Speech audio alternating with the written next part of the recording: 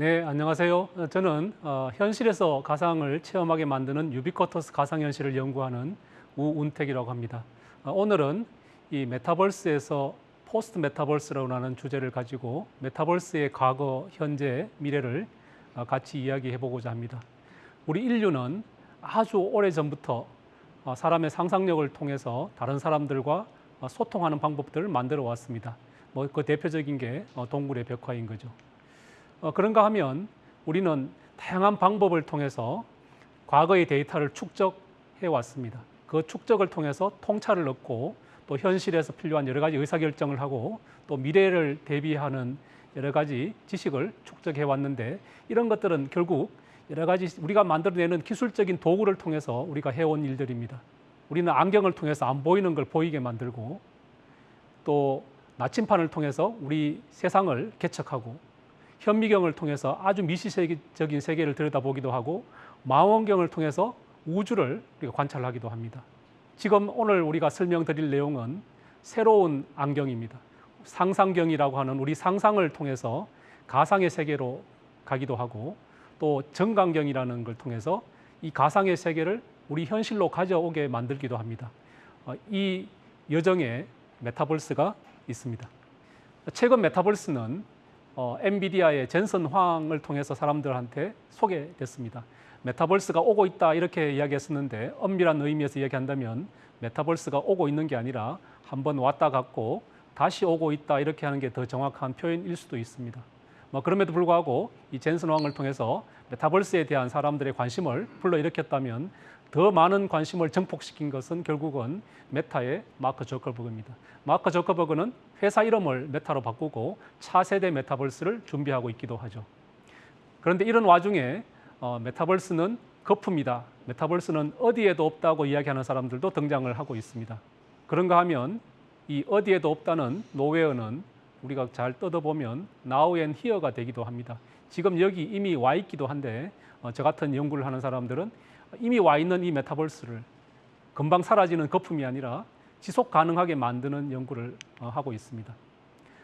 이 메타버스가 지속 가능해지려면 몇 가지 요건들이 있는데, 우선 메타버스가 어떤 의미를 가지는지 예전에 처음 메타버스를 만들었던 엔지니어들이 생각했던 정의를 한번 살펴볼 필요가 있겠습니다.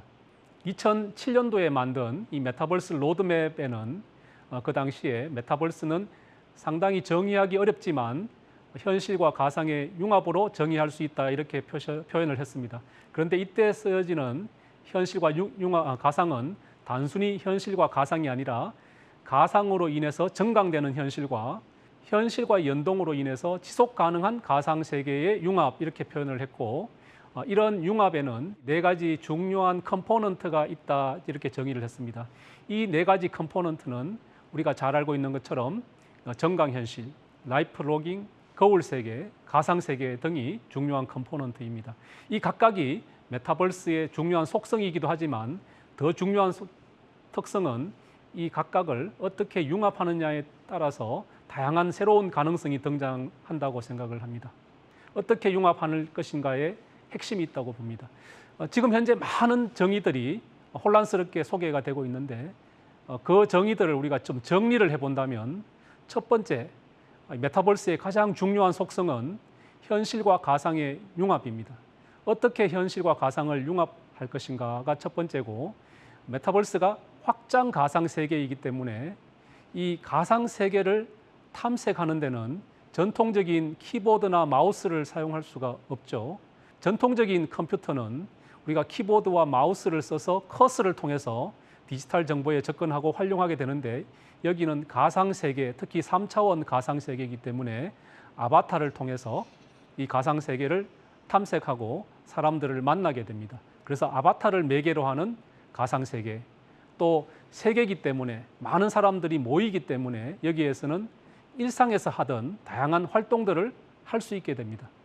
그래서 일상의 활동이 또 중요한 컴포넌트가 될 수 있겠습니다.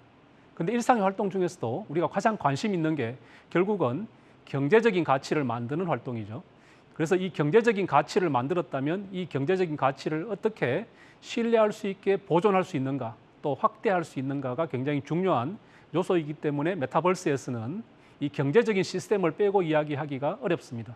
더 중요한 것은 이러한 경제적인 가치를 지속적으로 확대하기 위해서는 각자 만들어 놓은 메타버스를 어떻게 유기적으로 연결하고 또 연결한 그 메타버스를 오가면서 더 큰 가치를 만들 수 있게 할 것인가가 되겠습니다. 뭐 그렇게 하기 위해서는 메타버스를 연결하고 연동시키는 또 기술도 필요하게 됩니다. 이런 관점에서 본다면 메타버스는 우리 연결과 융합을 통해서 우리한테 새로운 가치를 만들어주는 기회의 땅이 될 수도 있겠습니다. 이런 기회의 땅은 어떻게 만들어지는가? 많은 기술들이 한꺼번에 융합이 돼야지만 실현 가능한 기회의 땅입니다. 예를 들면 현실과 가상의 융합이 첫 번째 중요한 요소라고 했는데 결국 현실에서 일어나고 있는 일들을 실시간에 어떻게 우리가 정보를 모아서 가상으로 보낼 건가가 중요한데 이런 측면에서 본다면 다양한 센서 또 이 센서가 모으는 정보를 실시간으로 전송할 수 있는 초고속망 또 우리가 가지고 있는 컴퓨터의 자원이 제한적이기 때문에 주변에 있는 컴퓨팅 자원을 쓸 수 있게 만들어주는 엣지나 클라우드 같은 인프라가 필요해집니다. 이런 정보를 모아서 우리가 해석하는 인공지능이 필요하다면 이런 결과물들을 사람들한테 가시화하고 체험하게 만들어내는 플랫폼이 필요하죠. 그 플랫폼 중에 하나가 현실과 똑같게 만드는 우리는 디지털 트윈이라고 부르고 또 상상으로 확장하면 메타버스라고 부릅니다. 이런 메타버스를 어떻게 체험할 것인가? 플랫폼 속으로 들어가서 체험할 수도 있지만 또 우리 일상으로 메타버스를 가져올 수도 있을 텐데 이 가져온 메타버스를 체험하는 새로운 방법, 새로운 플랫폼이 필요하다는 거죠. 지금 우리는 메타버스를 체험하기 위해서 스마트폰을 쓰게 되는데 이 스마트폰은 창이 작기 때문에 이 광대한 메타버스를 체험하는 데는 근본적으로 한계가 있을 수밖에 없습니다. 아주 작은 창을 통해서 들여다보는 메타버스를 제대로 체험하기 어렵다는 거죠. 그러면 어떻게 이 메타버스를 제대로 체험하게 만들 것인가를 생각해 본다면 지금 제가 쓰고 있는 이런 안경처럼 안경을 썼을 때 메타버스가 우리가 있는 일상으로 내려오게 만들어낼 수 있다면 이 메타버스의 가치가 훨씬 더 높아지는 거죠. 그래서 이런 쓸 수 있는 안경, 우리 인체는 특히 코는 70g 안쪽의 안경만을 수용할 수가 있습니다. 그렇게 만드는 데는 기술적으로 해결해야 될 숙제가 아직 많이 남아 있다는 거죠. 또 그런가 하면 가상의 세계는 단순히 체험하는 세상이 아니고 우리가 참여해서 새로운 컨텐츠를 만들고 그 컨텐츠를 통해서 새로운 경제적인 가치를 만드는 공간이기 때문에 우리가 좀 더 쉽게 우리 물리적인 세상에서 하는 활동을 하는 것처럼 더 잘할 수 있도록 도와주는 또 저작 도구가 필요합니다. 또 그런가 하면 이런 저작 도구를 통해서 우리가 새로운 경제적 가치를 만들었을 때 그 경제적 가치를 만들고 유지시키는 경제 시스템이 필요하고 이 경제적인 가치를 더 확산시키는 차원에서는 다양한 메타버스가 서로 유기적으로 연결돼야지 됩니다. 이런 종합적인 기술의 총합, 융합, 유기적인 연계 이런 것들이 메타버스의 중요한 에코시스템이 되겠습니다.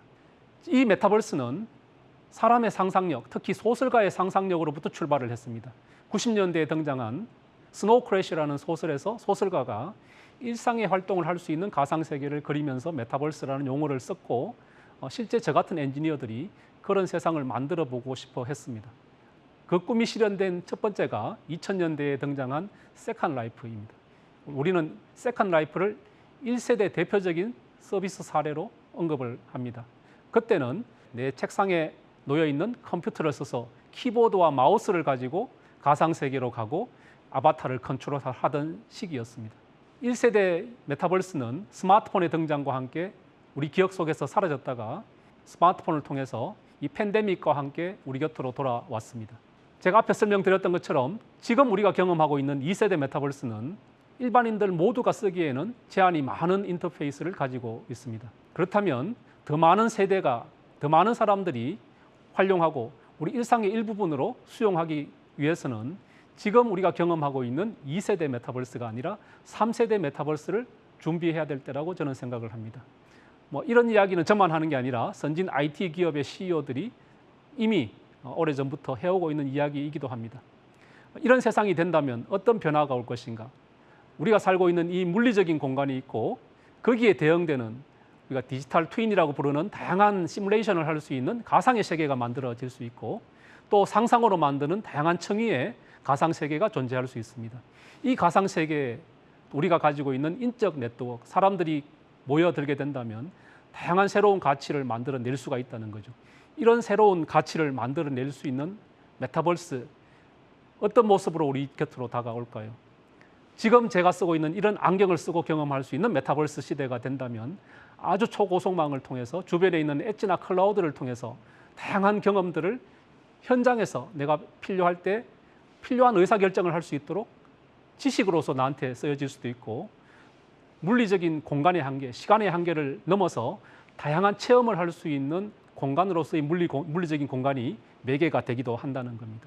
이런 시대가 된다면 다양한 새로운 경험을 우리는 일상에서 할 수 있게 됩니다.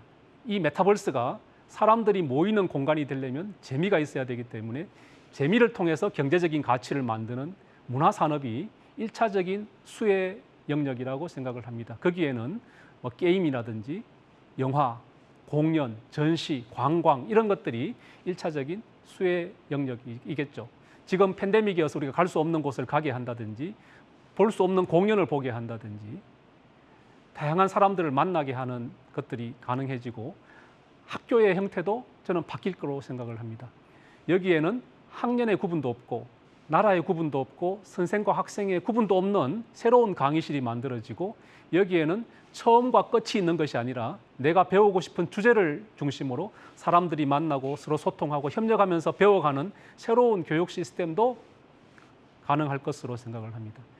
그렇다면 기술의 융합만으로 이런 새로운 세상을 만들 수 있을 것인가? 아니라는 거죠.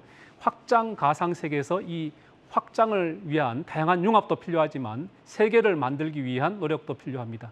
세계가 되려면 사람이 모여야 되는데 사람을 어떻게 모을 것인가, 사람이 어떻게 모이게 할 것인가, 어떻게 자발적으로 모여서 지속적으로 거기에서 활동을 하게 만들 것인가가 핵심입니다. 그런 관점에서 본다면 이 메타버스에서의 핵심은 어떻게 사람의 재미를 줄 수 있는 재미있는 컨텐츠를 만들 것인가. 컨텐츠가 재미가 없으면 의미가 있는 컨텐츠를 만들 필요가 있겠습니다. 뭐 그것도 아니라면 뭐 강제로라도 사람들이 모이게 하는 방법들이 동원이 될 수도 있겠죠. 또 그런가 하면 사람들이 재미도 없고 의미도 없는 공간이지만 모이는 데는 또 한 가지 방법이 있습니다.